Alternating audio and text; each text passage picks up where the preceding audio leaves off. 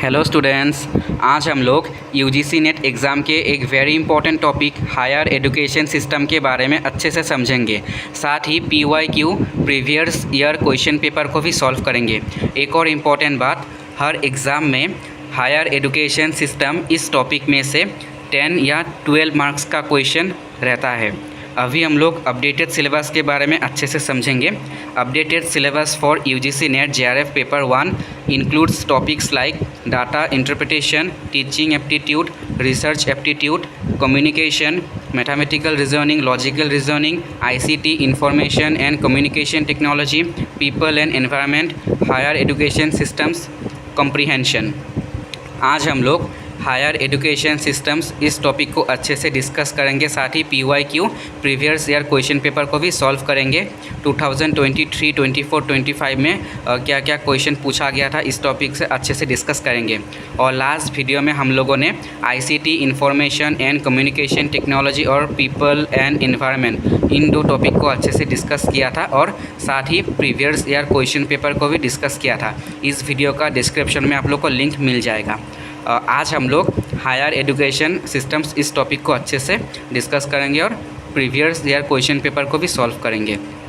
अभी हम लोग हायर एजुकेशन सिस्टम्स का एक इम्पॉर्टेंट टॉपिक है स्वयं प्रभा, इसके बारे में डिस्कस करेंगे। और अभी तक जिन लोगों ने यूजीसी नेट एग्ज़ाम का अटैम्प्ट दिया है अभी तक, उनको अच्छे से पता है कि हर एग्ज़ाम में स्वयं प्रभा से रिलेटेड क्वेश्चन पूछा जाता है। 2023 जून में ये क्वेश्चन पूछा गया था, स्वयं प्रभा का फुल फॉर्म आया था। और 2023 का दिसंबर में आप लोगों को स्वयं प्रभा का चैनल के बारे में क्वेश्चन पूछा गया था।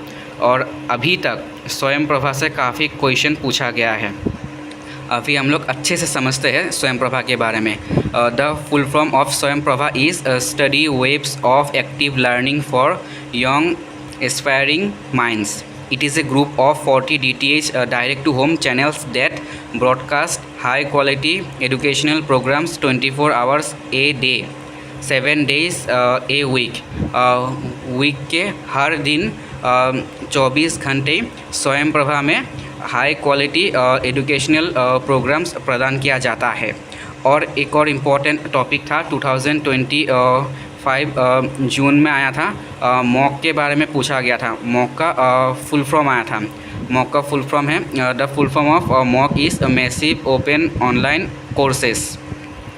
नेक्स्ट क्वेश्चन है हम लोग का स्वयं प्रभा से रिलेटेड। ये क्वेश्चन 2023 में आया था, दिसंबर में आया था। 2023 दिसंबर में आया था। क्वेश्चन है स्वयं प्रभा चैनल 07 कौटिल्य, नाम याद रखना। स्वयं प्रभा का अभी हम लोगों ने डिस्कस किया। 40 DTH चैनल है, याद रखना। और 07 का नाम है कौटिल्य। हम लोग का क्वेश्चन ये 2023 दिसंबर में आया था। स्वयं प्रभा चैनल्स 07 कौटिल्य, नाम याद रखना। Is related to which of the following subjects. मतलब पूछा गया है कि स्वयं प्रभा का जो 07 जो कौटिल्य जो चैनल है उसमें क्या क्या विषय को पढ़ाया जाता है। ऑप्शन देखिए, इकोनॉमिक्स, अर्थशास्त्र, उसके बाद कॉमर्स, वाणिज्य, नेक्स्ट है फाइनेंस, वित्त। इन 3 विषयों को पढ़ाया जाता है। और स्वयं प्रभा के बाकी चैनल के बारे में हम लोग थोड़ा देख लेते हैं। इंपॉर्टेंट क्वेश्चन आ सकते हैं, इंपॉर्टेंट टॉपिक है, स्वयं प्रभा से रिलेटेड क्वेश्चन पूछा जाता है। एक और क्वेश्चन आया था चैनल 2 के बारे में पूछा था। हम लोग अच्छे से डिस्कस करते हैं। स्वयं प्रभा का जो चैनल 1 है उसका नाम है बागीस, और उसमें भाषा, साहित्य और संस्कृति इन तीनों विषयों को पढ़ाया जाता है। उसके बाद चैनल 2 का नाम है संस्कृति। इसमें संस्कृति, योग, आयुर्वेद इन विषयों को पढ़ाया जाता है। और पूछा गया था कि स्वयं प्रभा का कौन सा चैनल में योग विषय को पढ़ाया जाता है, चैनल 2 में, जिसका नाम संस्कृति है। चैनल 2 संस्कृति। उसके बाद इसमें संस्कृति, योग और आयुर्वेद इन तीनों विषयों को पढ़ा जाता है। चैनल 3 है प्रबोध। प्रबोध में क्या क्या विषय पढ़ा जाता है, सामाजिक विज्ञान और व्यवहार विज्ञान। चैनल 4 का नाम है सारस्वत। उसमें शिक्षा, मनोविज्ञान और गृह विज्ञान को पढ़ाया जाता है। चैनल 5 है प्रबंधन। प्रबंधन में क्या क्या विषय पढ़ाया जाता है? प्रबंधन, पुस्तकालय विज्ञान और सूचना विज्ञान। चैनल 6 विधिक, इसमें कानूनी अध्ययन और मानवाधिकार विषय को पढ़ाया जाता है। और चैनल 7 कौटिल्य में अर्थशास्त्र, वाणिज्य और वित्त विषय को पढ़ाया जाता है। अभी नेक्स्ट क्वेश्चन में हम लोग जा रहे हैं। नेक्स्ट क्वेश्चन है, यह क्वेश्चन 2023 दिसंबर का है। According to UGC regulation 2018 for prevention of plagiarism, which among the following similarities would constitute level 3 plagiarism. इसमें पूछा गया कि साहित्यिक चोरी रोकने के लिए, इस टॉपिक से क्वेश्चन हर एग्ज़ाम में पूछा जाता है। साहित्यिक चोरी रोकने के लिए UGC विनियम 2018 के अनुसार निम्नलिखित में से कौन सी समानताएं लेवल 3 साहित्यिक चोरी के अंतर्गत आएंगे? मतलब इसमें पूछा गया है कि जो साहित्यिक चोरी है वो लेवल 3 के साहित्यिक चोरी में कब आएगा, उसका लेवल कितना होगा जो उसे लेवल 3 में उसको इंक्लूड किया जाएगा। 60+ होना पड़ेगा लेवल 3 के लिए। आप लोग याद रखना, साहित्यिक चोरी को रोकने के लिए UGC विनियम 2018 के अनुसार निम्नलिखित में से कौन से समानता लेवल 3 साहित्यिक चोरी के अंतर्गत आएंगे। याद रखना लेवल 3 के लिए क्या होना पड़ेगा, 60+ रहना पड़ेगा सिमिलरिटीज़, याद रखना, ठीक है। अभी 60+ कौन कौन सा ऑप्शन में है देखिए लेवल 3 के लिए, ऑप्शन डी और ऑप्शन ई में 60+ है, ठीक है। इसका करेक्ट आंसर होगा ऑप्शन सी, डी और ई, ठीक है। 60+ है, डी और ई में क्या है, 60+ है, ठीक है। अभी हम लोग इसको और अच्छे से समझेंगे, इस टॉपिक को अच्छे से समझेंगे। देखिए क्या है, इसका स्तर देखेंगे। कितना स्तर है, पहले है 0 स्तर, 0 लेवल, ठीक है। उसके बाद कितना है, 0 स्तर 0 से 10% सिमिलरिटीज़, ठीक है। उसके बाद समानताएं, उसके बाद 0 स्तर के बाद है प्रथम स्तर लेवल 1, 10% से 40% तक समानताएं, ठीक है, लेवल 1। लेवल 2 कितना है, द्वितीय स्तर, द्वितीय स्तर है 40% से 60% तक समानताएं, ठीक है, लेवल 2 द्वितीय स्तर। उसके बाद क्या है, तृतीय स्तर लेवल 3, जो हम लोगों को क्वेश्चन में पूछा गया है, लेवल 3 तृतीय स्तर कितना है, 60% से ज़्यादा, ठीक है, 60% से ज़्यादा तृतीय स्तर लेवल 3। हम लोगों ने इस क्वेश्चन को अभी डिस्कस किया। 60+ किस में था, ऑप्शन डी और ई में था, ठीक है। अभी हम लोग नेक्स्ट क्वेश्चन में जा रहे हैं। नेक्स्ट क्वेश्चन है, the university of Vikramshila was a well known centre of तांत्रिक बुद्धिज़्म, और the founder of Vikramshila university is Dharmapala, याद रखना, ठीक है। Dharmapala was the founder of Vikramshila university, याद रखना। और एक इम्पॉर्टेंट टॉपिक है इसमें, विक्रमशिला के साथ तक्षशिला यूनिवर्सिटी के ऊपर भी क्वेश्चन आता है। तक्षशिला यूनिवर्सिटी, उसमें क्वेश्चन पूछा गया था 2023 में पूछा गया था, 2023 में जून में पूछा गया था। तक्षशिला यूनिवर्सिटी में निम्नलिखित किन किन लोगों ने शिक्षा प्राप्त किया था? पाणिनि और चाणक्य ने शिक्षा प्राप्त किया था, ये याद रखना, ठीक है। नेक्स्ट क्वेश्चन में जा रहे हैं हम लोग का नेक्स्ट क्वेश्चन है, find out the correct chronological order of the establishment of following universities in India. सबसे पहले हमें पूछा गया है कि हम लोग को जानना पड़ेगा कौन सा यूनिवर्सिटी कब स्थापना हुआ था, ये जानना पड़ेगा। इसके लिए हम लोग को पहले कौन सा यूनिवर्सिटी स्थापना हुआ था उसके बारे में जानना पड़ेगा। क्रोनोलॉजिकल ऑर्डर में हम लोग को इसको सेट करना है, ठीक है। तो सबसे पहले होगा E, option E, university of Calcutta, ठीक है, 1857 में स्थापना हुआ था। और उसके बाद नेक्स्ट दिल्ली विश्वविद्यालय होगा, कितना में, 1922 में हुआ था स्थापना। उसके बाद नागपुर विश्वविद्यालय 1923 में स्थापना हुआ था। उसके बाद आंध्र विश्वविद्यालय 1926 में, और आगरा विश्वविद्यालय 1927 में स्थापना हुआ था। तो इसका करेक्ट आंसर होगा ऑप्शन बी, ठीक है। अभी हम लोग नेक्स्ट क्वेश्चन में जा रहे हैं। हम लोग का नेक्स्ट क्वेश्चन है, which of the following universities were established in the year 1916?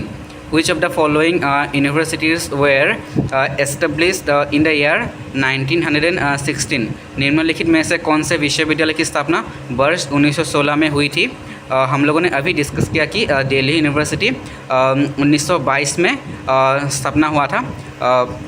तो नेक्स्ट ऑप्शन क्या होगा हम लोगों का? ऑप्शन बी, ऑप्शन सी और ऑप्शन डी। हम लोगों का जो ऑप्शन बी में है बनारस यूनिवर्सिटी, मैसूर यूनिवर्सिटी और SNDT वुमेन यूनिवर्सिटी, ये 3 विश्वविद्यालय वर्ष 1916 में स्थापना हुआ था। ठीक है, तो इसका करेक्ट आंसर ऑप्शन डी होगा, B, C and D only. Next question है हम लोगों का, Which of the following Indian universities were modeled on the lines of University of London? निम्नलिखित में से कौन से भारतीय विश्वविद्यालय को यूनिवर्सिटी ऑफ लंदन के तर्ज पर प्रतिरूपित किया गया था? निम्नलिखित में से कौन से भारतीय विश्वविद्यालय को यूनिवर्सिटी ऑफ लंदन के तर्ज पर प्रतिरूपित किया गया था? Option A, option B and option C. Calcutta, उसके बाद बॉम्बे, उसके बाद मद्रास, ये 3 विश्वविद्यालय को क्या किया गया था? यूनिवर्सिटी ऑफ लंदन के तर्ज पर प्रतिरूपित किया गया था। इम्पॉर्टेंट टॉपिक है और ये आया था आप लोगों का 2023 का आप लोगों को दिसंबर में आया था यह क्वेश्चन। नेक्स्ट क्वेश्चन में हम लोग जा रहे हैं।